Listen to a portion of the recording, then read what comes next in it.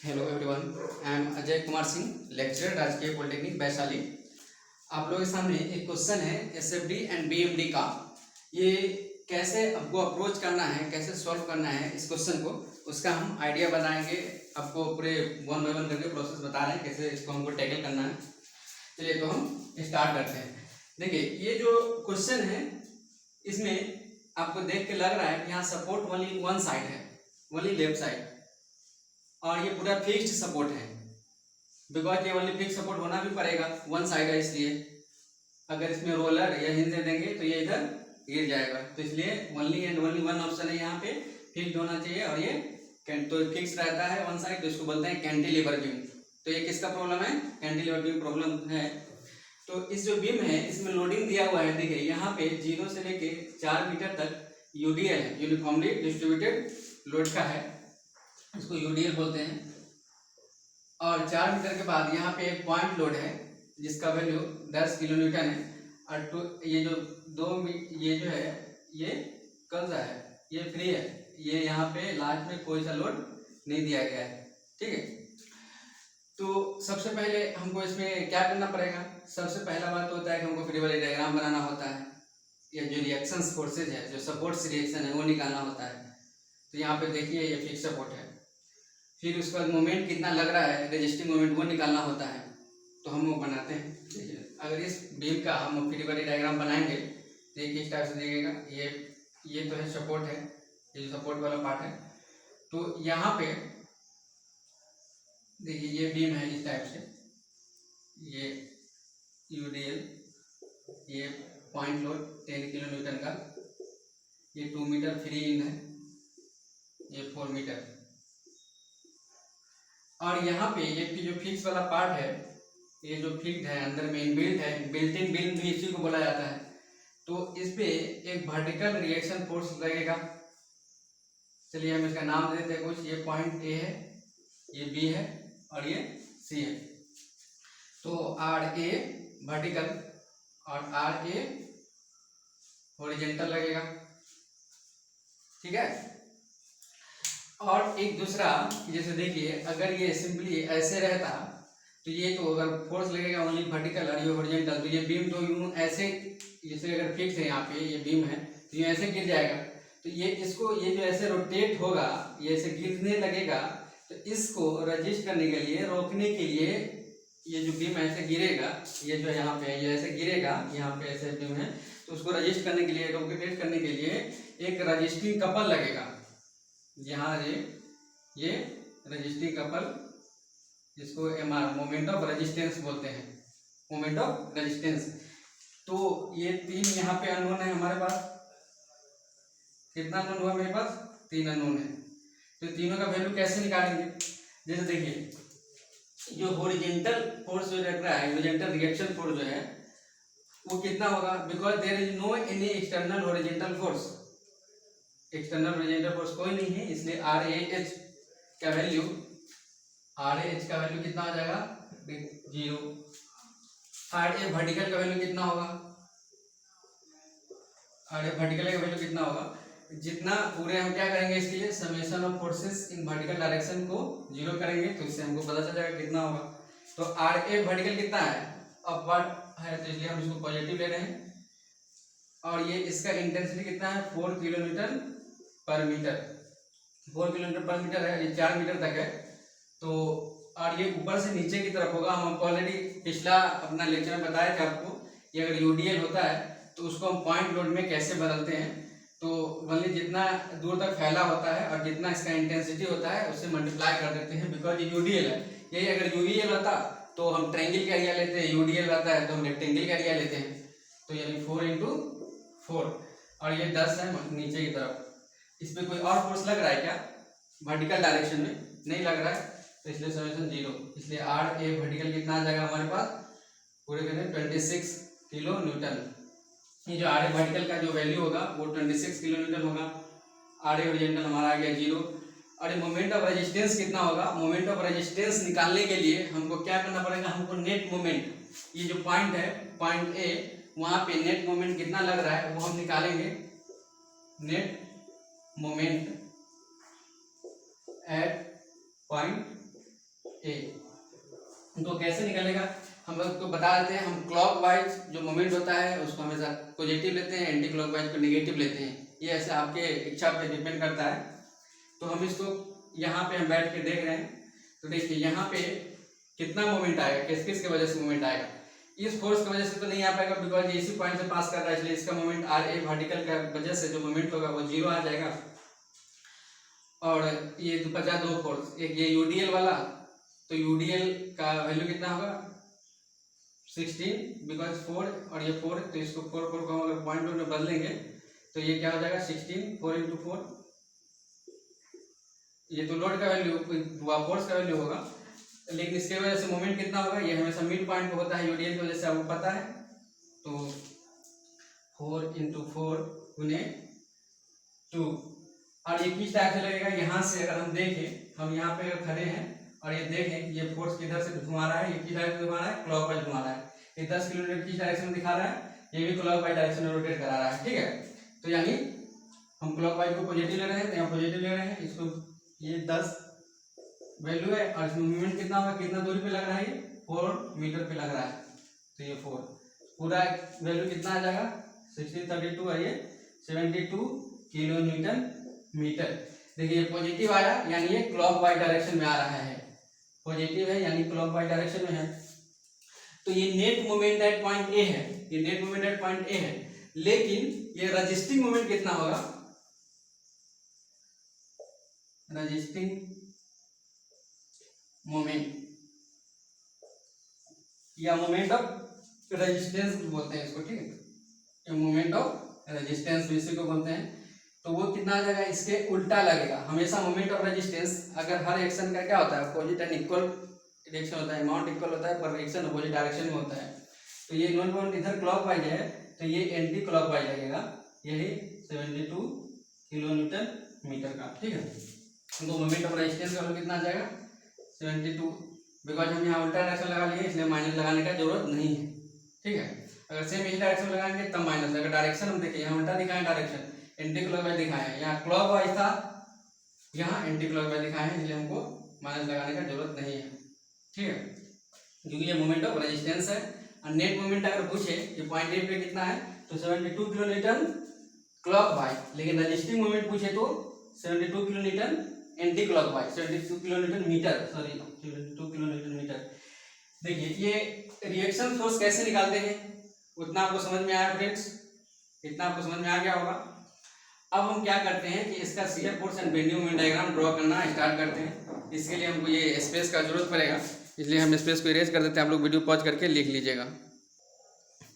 चलिए, तो हम यहाँ पे आप एक्सेप्ट बेंडिंग ड्रॉ करना स्टार्ट करते हैं। हम आपको बताए थे यहाँ पे जो नेट फोर्स लगेगा वो नेट फोर्स क्या होता है, अगर आर ए निकाले तो आर ए हॉरिजॉन्टल का square plus R A vertical का स्क्वायर। हमारे पास हॉरिजॉन्टल का वैल्यू क्या है 0 है, वर्टिकल का वैल्यू 16 है, तो हम ओवरऑल आर ए का वैल्यू कितना आ जाएगा, सॉरी 16 नहीं 26 है, 4 × 4 16 26 है, तो ओवरऑल आर ए का वैल्यू कितना आ जाएगा 26। ठीक है, चलिए तो हम अब प्रोसीड्यूर आपको बताते हैं कि कैसे ड्रॉ करते हैं। सबसे पहले हम आपको बता चुके हैं कि जब भी ड्रॉ करना हो तो एक सबसे पहले जहाँ सपोर्ट होगा एक लाइन लीजिए, इस टाइप से खींच दीजिए सबसे पहले इसके नीचे में। ठीक है, चलिए उसके बाद हम क्या करेंगे कि हम कहीं से भी, चलिए हम एस एफ डी पहले ड्रॉ करते हैं, एस एफ डी, और किस सेक्शन में लेना स्टार्ट चाहते हैं। चलिए हम किधर से भी ले सकते हैं, इधर से स्टार्ट करते हैं, राइट साइड से लेफ्ट साइड की तरफ मूव करना स्टार्ट करते हैं। S F D in section BC, आप ऐसा लिखिए। और बीसी कितना है, ये 2 मीटर है, यानी ये जो इसका जो लेंथ है बीसी का 0 से लेके एक्स का जो वैल्यू बेस करेगा 2 के बीच में।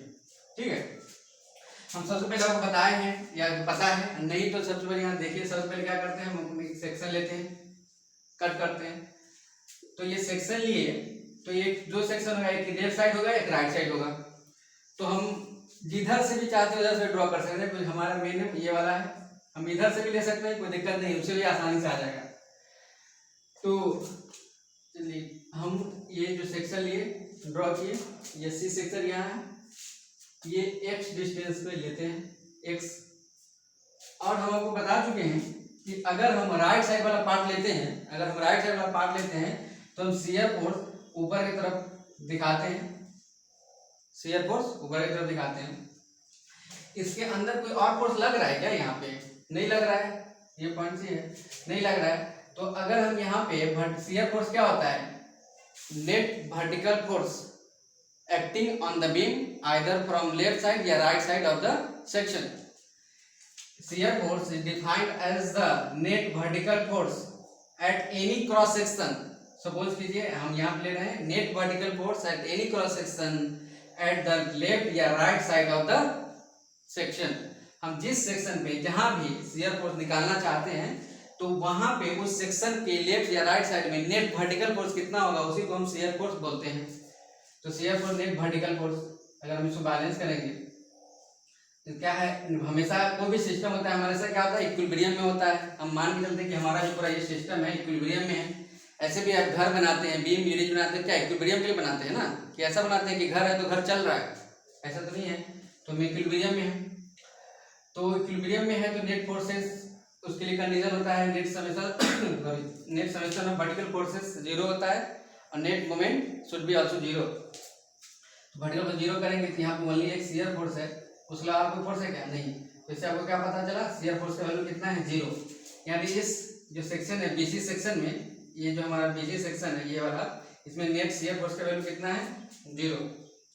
तो हम इसमें चलिए हम इसका क्या, इस सबसे पहले शियर फोर्स डायग्राम ड्रॉ करने के लिए हमको बताते हैं, एक रेफरेंस लाइन लेते हैं।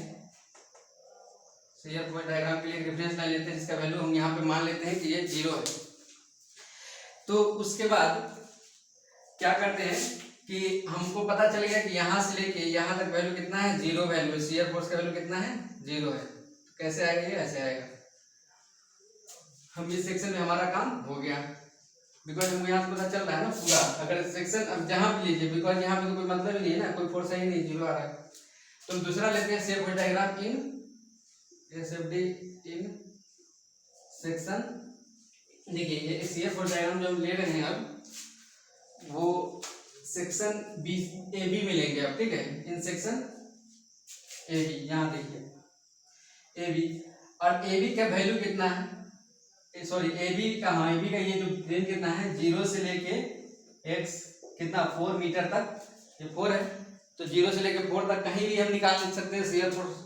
शियर फोर्स तो कहीं भी निकाल सकते हैं ना, 0 से लेके 4 तक, अगर सेक्शन ए बी की बात करें तो सेम हम यहाँ भी एक सेक्शन लेंगे। हमेशा हम क्या करते हैं कि कहीं भी सेक्शन लेते हैं। चलिए ठीक है, यहाँ सेक्शन ले रहे हैं, ठीक है। इस डायग्राम में हम कट करके दिखा रहे हैं, दोनों सेम ही है, बस इसका ये फिर वही डायग्राम ही है। तो हम यहाँ पे कट करेंगे। तो सपोज कीजिए आप किधर से भी ले सकते हैं, एक्स हम किधर से भी मान सकते हैं, अब इधर से मान सकते हैं या इधर से मान सकते हैं। चलिए हम अभी उस केस में अभी राइट साइड से लिए थे, राइट साइड वाला पार्ट लिए थे।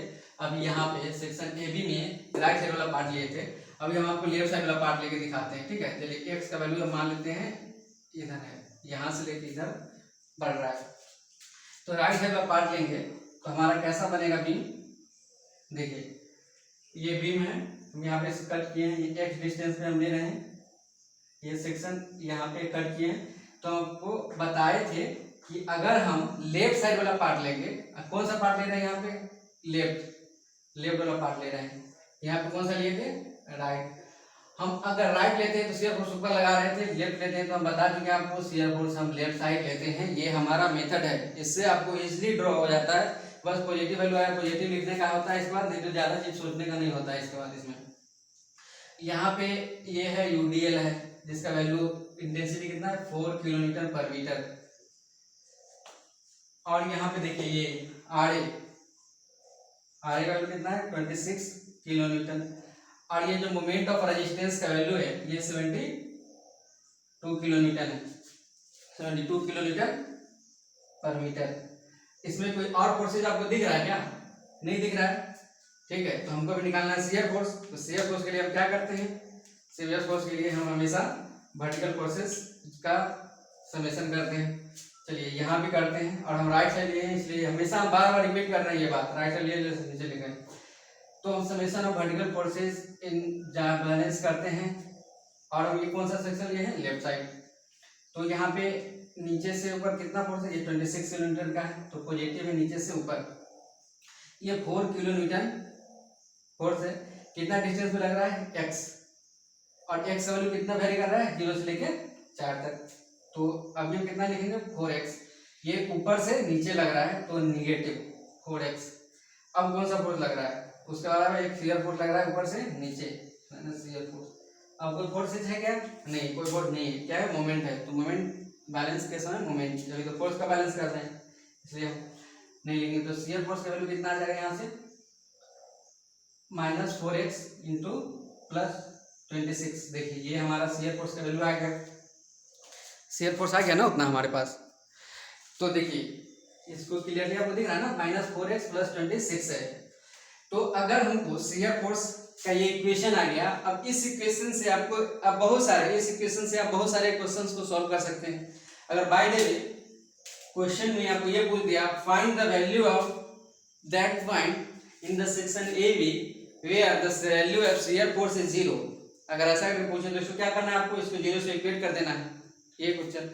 अगर बाय द वे आपको ये पूछ दिया find the point eight which bending moment is maximum, तो जहां पे शियर फोर्स का वैल्यू 0 होता है उसको बोलते हैं, वहां पे होता है बेंडिंग मोमेंट मैक्सिमम। जहां बेंडिंग मोमेंट 0 होता है, देखिए दो चीजें होता है, एक होता है शियर फोर्स 0, एक होता है बेंडिंग मोमेंट 0। लेकिन जहां पे शियर फोर्स 0 होता है वहां पे होता है बेंडिंग मोमेंट मैक्सिमम। लेकिन जहां पे बेंडिंग मोमेंट 0 होता है वहां को बोलते हैं पॉइंट ऑफ कंट्राफ्लेक्शन या पॉइंट ऑफ इंफ्लेक्शन।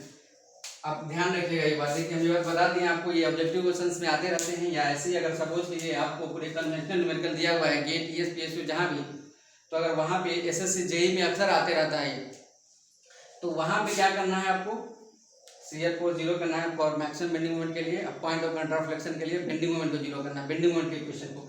इसके बाद अभी शियर फोर्स देख रहे हैं, बेंडिंग मोमेंट इसके बाद देखेंगे।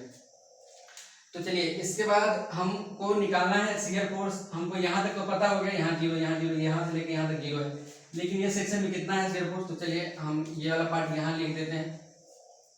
अगर हमको शियर फोर्स एट पॉइंट ए निकालना है, ये पॉइंट ए पे, यहाँ पे हमको शियर फोर्स चेक करना है कितना होगा। तो हम आपको बता चुके हैं कि x हम लिए हैं ये वाला रेंज का सेक्शन, x कितना बढ़ रहा है 0 से लेके इधर बढ़ते जा रहा है, हम इधर बढ़ते जा रहे हैं, x का वैल्यू इधर बढ़ते जा रहा है। यहाँ पे कितना वैल्यू x का वैल्यू कितना है 0, इधर थोड़ा सा ज्यादा, इधर क्या थोड़ा ज्यादा, यहाँ थोड़ा सा ज्यादा, फिर यहाँ उससे ज्यादा। तो यहाँ पे x का वैल्यू कितना है 4, 0 से लेकर 4 तक इधर बढ़ रहा है। आप कितना बच्चा सोचेगा सर यहाँ पे 0 उस समय यहाँ लेते हैं, फिर इधर तो बढ़ते हैं, हमेशा ऐसा क्यों बढ़ते हैं, बिकॉज हम सेक्शन उस ढंग से ले रहे हैं, किधर से ले रहे हैं, राइट साइड से ले रहे हैं, तो इधर से 0 का x का वैल्यू बढ़ेगा, अगर लेफ्ट साइड से ले रहे हैं तो x का वैल्यू इधर 0 से बढ़ेगा, यानी सेक्शन जहां ले रहे हैं उसके तरफ बढ़ेगा। सेक्शन हम ये ले रहे हैं तो उसके तरफ x का वैल्यू बढ़ते जाएगा। अगर हम राइट साइड वाला कंसीडर करते हैं, अगर हम यही ये वाला सेक्शन यहाँ पे लिए, अगर हम लेफ्ट साइड वाला कंसीडर करते हैं तो x का वैल्यू इधर से बढ़ता है। जैसे देखिए राइट साइड यहाँ कंसीडर किया है तो x का वैल्यू यहाँ से इधर की तरफ बढ़ रहा है। बस हम ये जस्ट फॉर अंडरस्टैंडिंग, बहुत लोगों का इसमें कंफ्यूजन रहता है, इसलिए हम हर बात क्लियरली बता दे रहे हैं आप लोगों को। ये देखिए तो हमको अगर शियर फोर्स ए पे निकालना है तो ए पे x का वैल्यू कितना है, पॉइंट ए पे x का वैल्यू कितना है 0। तो हमको शियर फोर्स एट ए पे कितना आ जाएगा, यहाँ पे अगर हम इस इक्वेशन है इसमें x का वैल्यू 0 रखेंगे तो 26 किलो न्यूटन हमारे पास कितना है शियर फोर्स का वैल्यू 26 किलो न्यूटन। अगर हम shear force at point B पे निकालते हैं तो बी पे x का वैल्यू कितना है 4, तो 4 × 4 + 26, तो इसको सोल्व कीजिए आपके पास वैल्यू आ जाएगा 10 किलो न्यूटन। ठीक, अगर आपको ऐसा बोल देगा कि फाइंड द पॉइंट जहां पे शियर फोर्स का वैल्यू 0 है, तो इससे हम कैसे चेक करेंगे, तो इसमें इस इक्वेशन में क्या करेंगे हम 0 से point eight which shear force is 0, ये 0।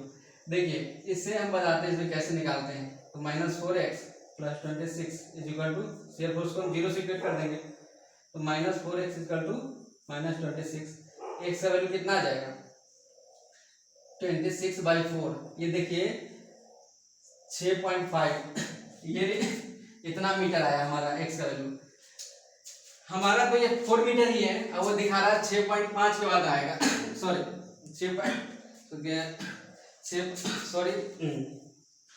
6.5 के बाद मीटर के बाद, ये तो पता है बीम का लेंथ ही 6 मीटर है, तो यहाँ पे शियर फोर्स कहीं पे जीरो नहीं आएगा। देखिए आप कैसे चेक किया जाता है, देखिए ये ट्रिक आपको बहुत कम जगह मिलेगा, लोग रट्टा रट्टा पर आ देते हैं कहीं। तो ये कितना आएगा वैल्यू 6.5 पे आएगा, लेकिन तो जो कि पॉसिबल नहीं है। चलिए तो हम शियर फोर्स डायग्राम ड्रॉ करते हैं। हमको पॉइंट ए पे वैल्यू आ गया है, कितना है 26, ये 26 हमको आया है शियर फोर्स का वैल्यू एट पॉइंट ए पे। तो वो 26 आया है तो पॉजिटिव है, हम पॉजिटिव है तो सिंपली हम इसको अपर डायरेक्शन में 26, यहाँ पे 26 किलो न्यूटन यहाँ तक, ठीक है। और पॉइंट बी पे कितना है 10 किलो न्यूटन, देखिए वहां पे आया हुआ है, तो ये 10 किलो न्यूटन, यहाँ पे 10 किलो न्यूटन। ये कैसे हमको पता चलेगा, आपको इसमें सिंपली पता चल रहा है। अब हमारा काम है कि ये पॉइंट को इस पॉइंट से जोड़ना। तो ये कैसे जुड़ेगा, देखिए हम आपको ऑलरेडी बता चुके हैं और ऑब्जेक्टिव क्वेश्चन के लिए सब एकदम जरूरी है, बार बार हम बताते रहते हैं, रिपीट करते रहते हैं। अगर ये यूडीएल है, अगर यूडीएल है तो शियर फोर्स डायग्राम क्या होगा, स्ट्रेट इंक्लाइंड स्ट्रेट लाइन, क्या होगा inclined straight line with some slope. तो वो कैसे होता है, ये देखिए यही शियर फोर्स डायग्राम आपका बन गया। ये जो डायग्राम है ये शियर फोर्स डायग्राम आपका इजीली बन गया। तो चलिए ये है शियर फोर्स डायग्राम। और इसके बाद हम बेंडिंग मोमेंट डायग्राम ड्रॉ करना स्टार्ट करते हैं। देखिए इसी क्वेश्चन शियर फोर्स डायग्राम के बेसिस पे बहुत सारे क्वेश्चंस पूछे जा सकते हैं। इसके बाद अगर सपोज कीजिए आपको ऐसा करके क्वेश्चन पूछ दिया, find the value of shear force at a distance of 2 metre या 3 metre from the fix support या फ्रॉम द लेफ्ट साइड, या ठीक है लॉन्गेज पढ़ के आपको पता चल जाएगा किधर पूछ रहा है, या from 2 metre from right side, जो भी पूछे आप सिंपली उसमें वैल्यू पुट कर देना है। चलिए एक एग्जांपल लेते हैं, find the value of shear force at a distance of 3 metre from the left side. यहाँ से 3 मीटर पे लेना है, तो आपको क्या करना है, यानी यहाँ से 3 मीटर, यानी हमको करीब यहाँ पे शियर फोर्स का वैल्यू चाहिए। अगर एग्जैक्टली आप ग्राफ में ड्रॉ करेंगे तो आप ग्राफ से ही बता सकते हैं, अगर ग्राफ से स्केल लेके ड्रॉ कीजिएगा तो यहाँ से पता चल जाएगा, नहीं तो भेरी ग्राफ से अभी आज क्वेश्चन आते नहीं है उतना, है नहीं, और भाई थोड़ा सा लिटिल बिट डिफिकल्ट होता है हर ये पॉइंट एग्जैक्ट करना। लेकिन यहाँ देखिए क्वेश्चन से आपको एग्जैक्टली एक बार में आ जाएगा। एट 3 मीटर पूछा है तो एक्स का वैल्यू 3 रख दीजिए, आपका आ जाएगा shear force at 3 metre from left, क्या आ जाएगा वैल्यू -4 × 3 + 26, तो 12 + 26 ये 14, यानी 14 किलो न्यूटन, ठीक है 14 किलो न्यूटन यहाँ पे वैल्यू होगा।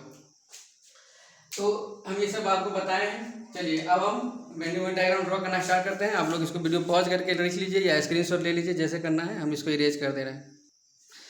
चलिए तो बेंडिंग मोमेंट डायग्राम करने के लिए सेम हम वैसा ही करेंगे, अलग अलग सेक्शन लिया करेंगे हर एक सेक्शन पे। चलिए माने ये सेक्शन में बीसी सेक्शन में हमें क्रॉस एक्स कोई सेक्शन लेते हैं, BMD diagram BC section, x का वैल्यू कितना होगा 0 से 2 तक, ठीक है। तो और इसमें हम कौन सा पार्ट करते हैं, चलिए राइट साइड कंसीडर करते हैं, कौन सा राइट साइड। देखिए आप बोलेंगे राइट साइड का, हम वो चीज देखते हैं हमको कहाँ से इजी पड़ रहा है, कहाँ से कम कैलकुलेशन करना पड़ रहा है। देखिए यहाँ पे हम लेंगे तो इतना ही पार्ट कैलकुलेशन करना पड़ रहा है बीसी सेक्शन में। अगर बीसी सेक्शन के लिए आप ड्रॉ करते हैं और आपको इधर लेफ्ट साइड को कंसीडर कर रहा है तो आपको देखिए इतना ज़्यादा पार्ट में कैलकुलेशन करना पड़ेगा। तो हमको मेरे लिए इजी क्या है, इतना वाला पार्ट इजी है, तो हम ये वाला पार्ट ले रहे हैं, ठीक है। तो ये वाला है, यहाँ पे सी है, ये एक्स डिस्टेंस पे हम लिए हैं सेक्शन।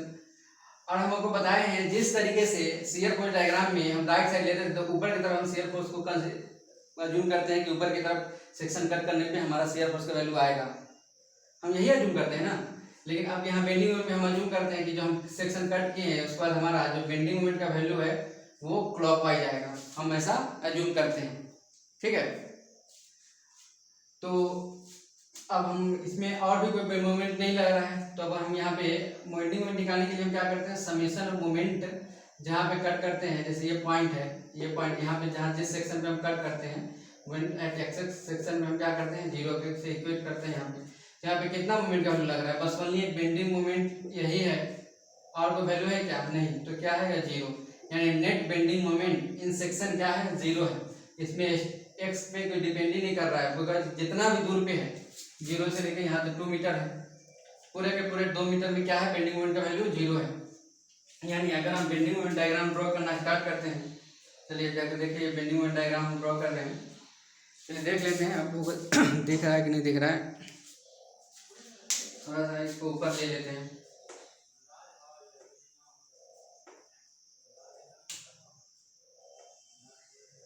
ठीक है, देखिए पूरा का पूरा इस सेक्शन में जो बेंडिंग मोमेंट का वैल्यू है हमारा कितना है, 0 है।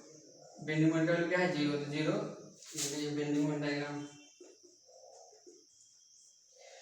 अब हम सेक्शन बीसी में हो गया मेरा। चलिए अब हम सेक्शन बेंडिंग बीएमडी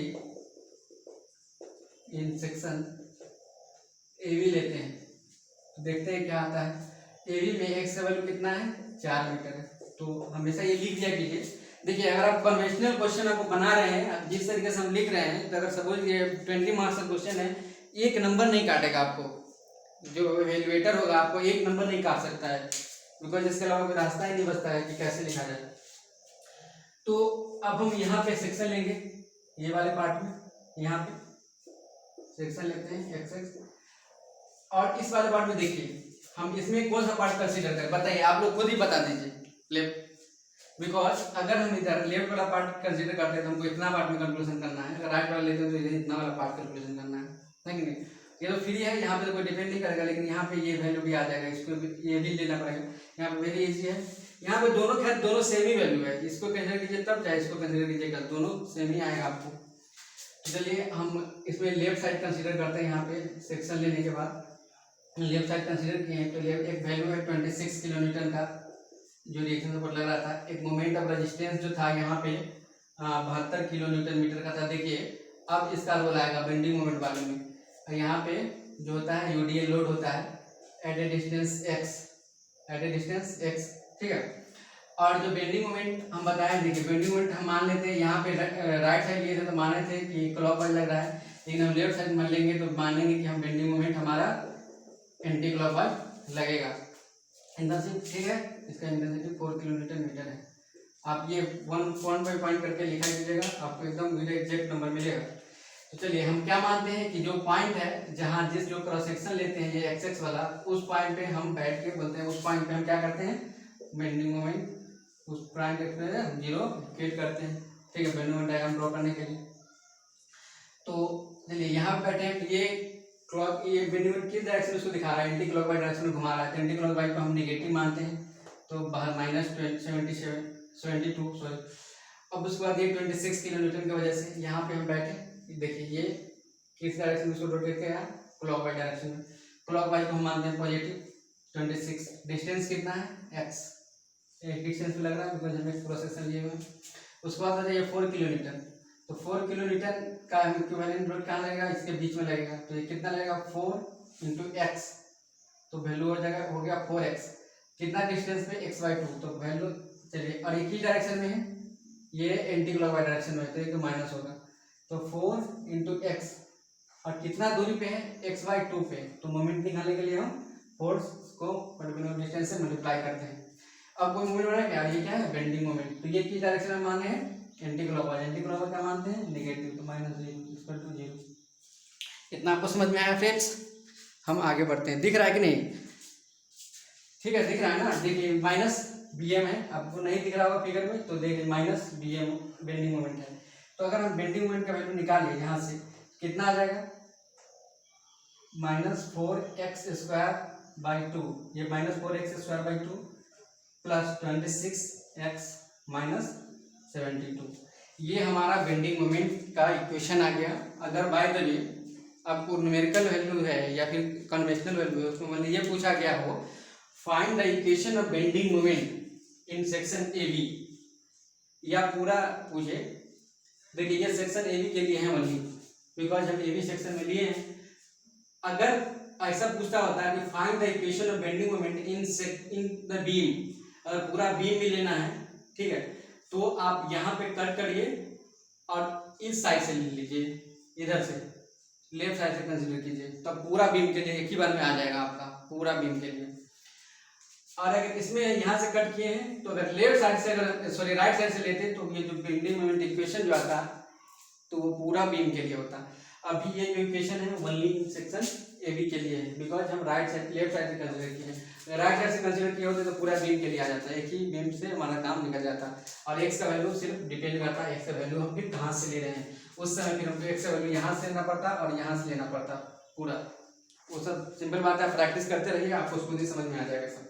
चलिए वैसा भी क्वेश्चन बाद में बना के डालेंगे। चलिए अगर हम बेंडिंग मोमेंट का वैल्यू निकाले, बेंडिंग मोमेंट हम अगर पॉइंट ए पे निकालते हैं तो कितना आएगा बेंडिंग मोमेंट एट पॉइंट ए। तो ए पे एक्स का वैल्यू कितना है, यहाँ पे एक्स हम इधर से लिए हैं, यहाँ पे एक्स 0 है, बढ़ते जा रहा है, यहाँ पे एक्स 4 है। तो हम यहाँ पे एक्स का वैल्यू इस इक्वेशन में 0 पुट करेंगे। इस इक्वेशन में अगर हम 0 पुट करेंगे तो देखिए -72 किलो न्यूटन मीटर आएगा, बिकॉज ये 0 ये 0 -72 किलो न्यूटन। तो हमारे आ जाएगा यहाँ बेंडिंग मोमेंट एट पॉइंट ए। अगर डायरेक्टली अगर आपको क्वेश्चन ऐसा करके पूछ दिया जाता है कि find the bending value of bending moment at point A या find the bending moment at fixed support, तो क्या होगा -72। माइनस है तो माइनस किधर होगा, नीचे की तरफ होगा। माइनस चलिए मानिए हम यहाँ ले लेते हैं, इतना जो वैल्यू है -72 का है, ठीक है, -72 किलो न्यूटन मीटर ये आ गया। अब हमको माने बी पे निकालना है bending moment at point B. B पे एक्स वैल्यू कितना है 4, तो यहाँ पे 4 पुट करेंगे, -4 स्क्वायर प्लस 26 इंटू 4 -72। चलिए अब इसको सॉल्व करते हैं। 2 से 2 कट गया, 4 2 का 16 गुना 32 प्लस 26 इंटू 4 करेंगे पावर 104 -72। देखिए ये माइनस स्क्वायर कीजिए तो 104 104 ये 0 आ गया, यानी बेंडिंग मोमेंट का वैल्यू हमारा पॉइंट बी पे 0 है। तो अब हम जैसे देखिए यहाँ पे हम कौन सा लाइन लिए थे, straight incline line with some slope, कि यहाँ पे कौन सा आएगा, यहाँ पे अगर यहाँ से यहाँ पे इस पॉइंट को हमको मिलाना है तो यहाँ पे कौन सा कैसे बनाए, स्ट्रेट लाइन बनाएंगे, पैराबोला बनाएंगे, क्यूबिक बनाएंगे, वो कैसे डिपेंड करेगा, वो डिपेंड करेगा हमारा लोडिनाम कैसा है। हमारा ये यूडीएल है तो पैराबोलिक इक्वेशन होता है यूडीएल के लिए। अगर यूवीएल होता है यूनिफॉर्मली वेरिंग लोड होता है तो उसके लिए क्यूबिक होता। अगर ओनली कोई लोड होता है कांस्टेंट लोड इस टाइप से यहाँ पे, तो इसके लिए क्या होता है इंक्लाइन लाइन होता है, इतना आपको पता है। तो इसके लिए हम कौन सा ड्रॉ करना पड़ेगा, पैराबोला, ठीक है। ये तो ठीक है, हम पैराबोला ड्रॉ कर लेंगे। फिर बहुत लोगों को कन्फ्यूजन आता है पैराबोला कितने टाइप का था, पैराबोला तो बहुत सारे टाइप का होता है।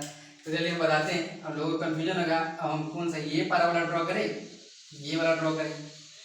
अब सबसे बड़ी कंफ्यूजन तो ये है कि हमारा ये दोनों तो भी तो पैराबोलिक है ना, क्वाड्रेटिक, दोनों तो क्वाड्रेटिक है, तो दोनों क्वाड्रेटिक है तो कौन होगा हमारा बताइए।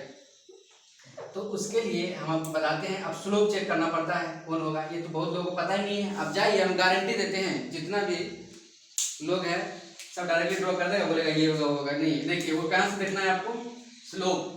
देखिए इसका स्लोप क्या है, वैल्यू क्या है, शियर फोर्स का वैल्यू क्या है, डिक्रीज कर रहा है। आपको पता है ये जो शियर फोर्स का वैल्यू क्या होता है, शियर फोर्स का वैल्यू एस, शियर फोर्स क्या होता है dm/dx। ये जो स्लोप ऑफ बेंडिंग मोमेंट जो होता है वो वैल्यू देता है हमारा शियर फोर्स का वैल्यू। कौन शियर फोर्स का वैल्यू कहाँ से निकाल सकते हैं, स्लोप ऑफ बेंडिंग मोमेंट से।